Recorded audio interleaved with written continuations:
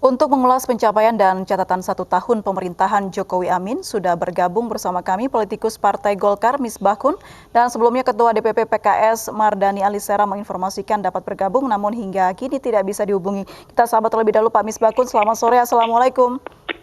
Selamat sore, Waalaikumsalam warahmatullahi wabarakatuh.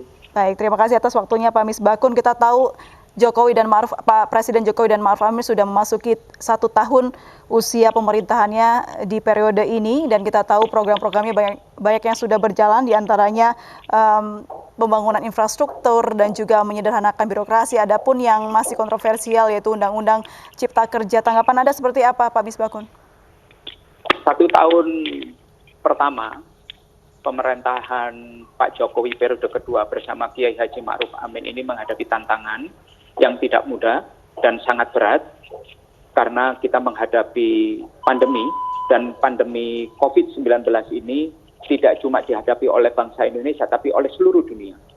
Dan tidak ada siapapun yang punya pengalaman menghadapi situasi krisis akibat pandemi.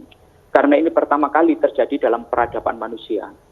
Tapi dengan segala kepemimpinan, dengan segala kemampuan mengkoordinasikan, Pak Jokowi ingin bangsa Indonesia ini bergotong royong bersama-sama mengatasi situasi sulit ini. Kalau kita bersama-sama bergotong royong, sesulit apapun akan menjadi lebih mudah dan seberat apapun akan menjadi lebih ringan. Dan yang utama adalah pemerintah fokus dan serius berusaha menangani akibat dari pandemi 19 ini.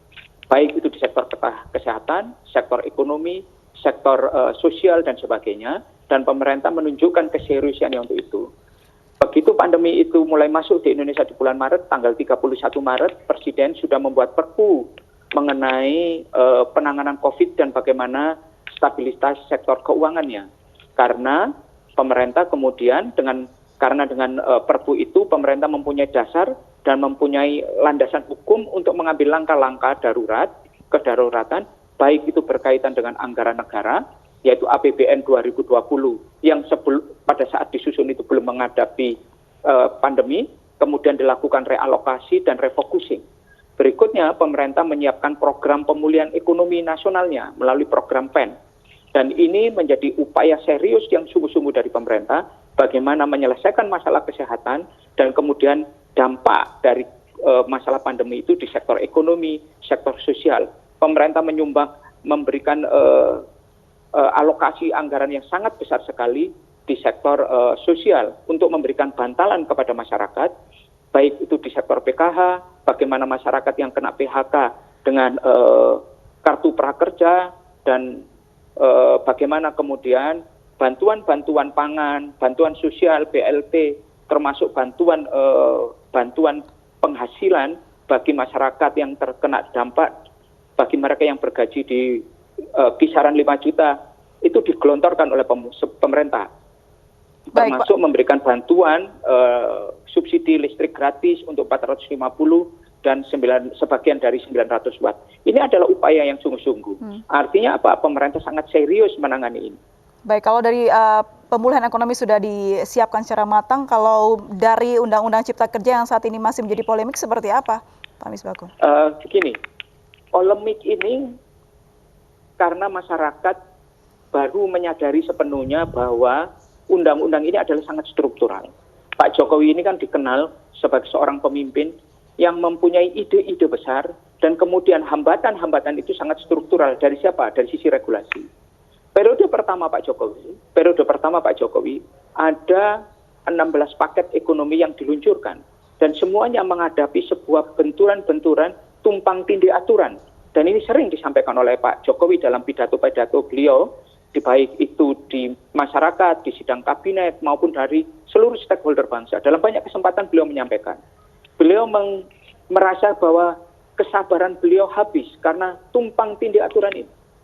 Beliau ingin melakukan akselerasi, sementara bangsa besar Indonesia ini adalah bangsa yang harus ditujukan kepada sebuah pencapaian yang besar, yaitu sebagai masyarakat Indonesia yang maju. Beliau membangun infrastruktur yang luar biasa, membangun konektivitas dari kota ke kota dengan infrastruktur yang luar biasa masif. Hambatannya banyak. Keluhan yang disampaikan oleh investor asing maupun investor dalam negeri mengenai bagaimana perizinan itu berlangsung. Begitu rumitnya. Nah, ini dirasakan sekali oleh Pak Jokowi. Dalam awal periode beliau yang kedua, maka beliau mempunyai ide mengenai Omnibus Law Cipta Kerja ini. Namanya Cipta Kerja, tetapi di sana ada 11 klaster. 11 klaster itu sangat menyeluruh, komprehensif, dan pembahasannya menggunakan mekanisme Omnibus Law. Nah, inilah yang ingin diselesaikan oleh sebuah upaya perubahan struktural. Kalau di periode pertama, itu Pak Jokowi terkenal dengan perubahan struktural yaitu tax amnesty, maka di periode kedua ini ada 81 undang-undang yang ingin beliau rangkum perubahannya dalam sebuah sistem Omnibus Law. Tapi Pak Misbakun inilah nyatanya yang kemudian masyarakat harus secara spesifik mempelajari dan detail. Jangan hanya kemudian membaca sesuatu dari berita yang kemudian secara detail tidak menjelaskan mengapa Omnibus Law ini. Indonesia sebagai negara middle income harus lari dari jebakan middle income trap, dan ini harus disiapkan infrastrukturnya. baik, tapi nyatanya yang paling utama. pengesahan Undang-Undang Cipta Kerja ini banyak sekali menuai kritik, begitu dianggap tidak pro kepada masyarakat, kepada terutama kaum buruh, begitu. Ini justru mementingkan investasi. Bagaimana pemerintah menjawab itu? Ini, investasi adalah sebuah keinginan pemerintah untuk memperbaiki kualitas pertumbuhan ekonomi. Dan kemudian hambatan-hambatan di sektor investasi ingin diselesaikan oleh pemerintah. Kemudian ada komplain, ada keluhan, ada protes dari sebagian. Saya mengatakan sebagian karena ada serikat pekerja, beberapa serikat pekerja yang memberikan dukungan kepada Undang-Undang Cipta Kerja ini untuk dioperasionalkan dan dilaksanakan sesuai dengan konsep dan rumusan Undang-Undang Cipta Kerja yang ada saat ini. Sebagian menggantikan yang ada di Undang-Undang Nomor 13 Tahun 2003 mengenai Undang-Undang Ketenagakerjaan. Nah, di sana contoh ada protes, ada konsep-konsep yang mereka pertanyakan. Karena apa? Selama ini juga ada komplain dari pengusaha. Kalau tadi disampaikan ada komplain dari para pekerja, dari para buruh, tentunya juga ada komplain dari para pengusaha. Pengusaha merasakan bahwa kompensasi misalnya 32 kali gaji untuk PHK, itu kan sesuatu yang sangat berat. Dan kemudian bagaimana ini menjadi rasional? Kita bisa membuat undang-undang yang isinya sangat menguntungkan, tapi tidak bisa dilaksanakan. Menguntungkan satu pihak, tapi tidak dilaksanakan. Buat apa? Ya, kita harus bisa membuat aturan dan regulasi pada tingkat legislasi primer, pada tingkatan undang-undang, yang isinya itu rasional untuk dilaksanakan. Tidak memberatkan satu pihak, tapi juga tidak terlalu meringankan satu pihak, tapi rasional. Baik, kalau rasional ini masih dianggap masih mementingkan investasi daripada kesejahteraan buruh, seperti apa, Pak? Gini, yang kita butuhkan saat ini adalah setiap tahun 2,7 juta. Setiap tahun itu para pencari kerja di Indonesia. Bagaimana kemudian secara jangka panjang 2,7 juta itu tercipta lapangan pekerjaan baru bagi para pencari tenaga kerja ini. Apalagi kemudian kualitas SDM kita makin meningkat, kualitas pendidikan kita makin bagus, terus apakah kemudian 2,7 juta ini bagaimana mereka disalurkan ke pasar tenaga kerja? Tentunya yang bisa menyiapkan lapangan pekerjaan begitu adalah investasi. Baik itu investasi dalam negeri maupun investasi asing. Lah, bagaimana kemudian investasi menjadi menarik? Itu. Tentunya ini kan harus diselesaikan oleh pemerintah. Pemerintah tidak sepenuhnya kalau dibaca secara keseluruhan, tidak sepenuhnya pemerintah hanya memikirkan sektor investasi. Banyak sektor-sektor lain yang dipikirkan oleh pemerintah. Yang utama adalah harus dibaca narasi besarnya. Bahwa bangsa Indonesia ini harus melakukan transformasi. Momentum adanya COVID ini harus dijadikan momentum yang terbaik untuk kita melakukan restrukturisasi dan perubahan yang struktural di dalam undang-undang kita. Karena apa? Setelah ini kita harus bersaing kembali, baik secara regional maupun global, untuk meningkatkan daya saing bangsa Indonesia ini di dalam percaturan dunia. Baik. Ingat, saat ini Indonesia itu sudah masuk dalam G20 peringkat ke-15. Di tingkat regional, investor asing kita bersaing di negara-negara ASEAN dengan Vietnam. Dulu kita bersaing dengan siapa? Thailand, Malaysia. Sekarang kenapa kita bersaing dengan Vietnam? Bahkan masuk pendatang baru setingkat Kamboja dan Laos. Tentunya kan kita tidak mungkin.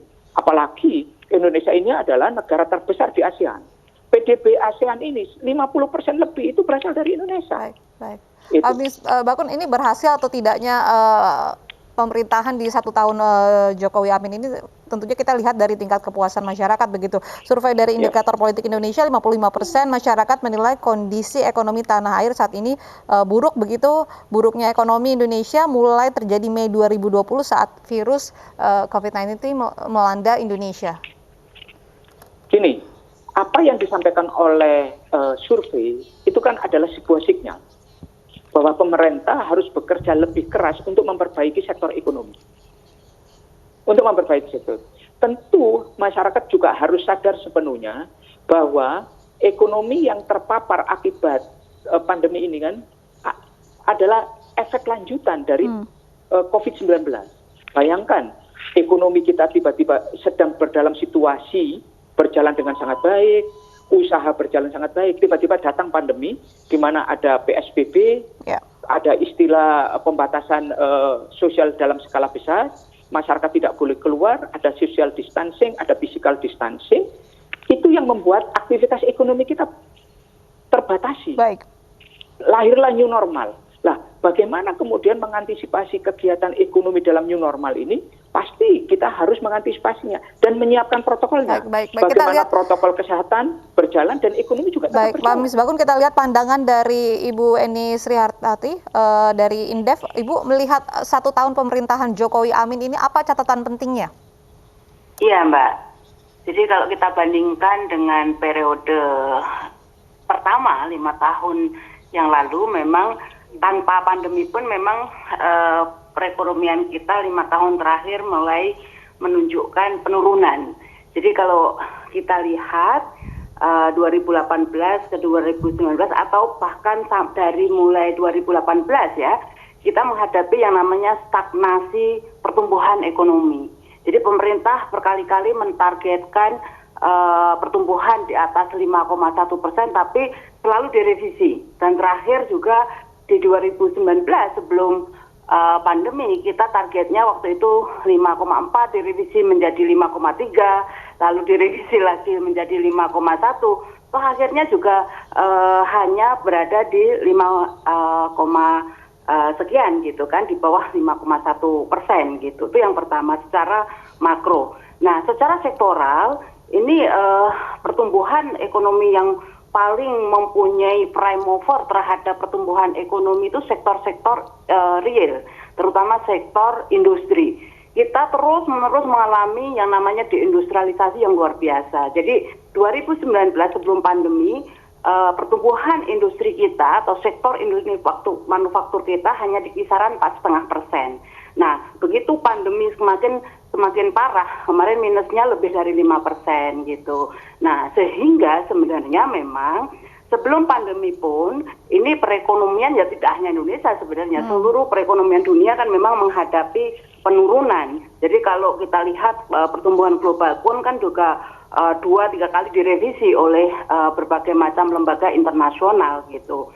Nah, sehingga memang di tengah kita menghadapi problem ekonomi, terutama ekonomi di sektor real, datanglah pandemi gitu. Nah, sehingga ini yang semakin memperburuk karena kita masih ingat betul sebelum pandemi 2019 kita sangat tertekan diwarnai dengan adanya trade war, ya, perang dagang antara Amerika dan China, sehingga ini juga punya dampak langsung terhadap ekonomi kita gitu.